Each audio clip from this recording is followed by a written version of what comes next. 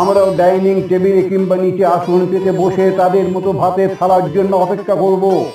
Subscribe. আমরাই শুধু পতিব্রতা হব, তারাও কেন পত্নীব্রত হবে না?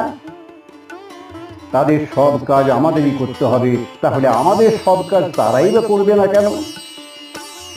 শাস্ত্রে বলেছে আমরা নাকি অর্ধাঙ্গী, তাহলে ওদের জন্য আমরা যতটা করি আমাদের জন্য ওরাও ঠিক ততটা কাজ করবে না কেন?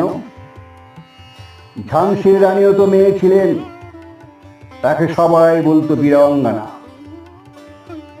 আমরা তার মতো হব কিনা জানি না, কিন্তু আমাদের মতো কত মেয়েও তো আছে যারা পুরুষের সঙ্গে পাল্লা দিয়ে দপ্তরে চেয়ারে বসে কত কঠিন কাজ সহজেই করে যাচ্ছে।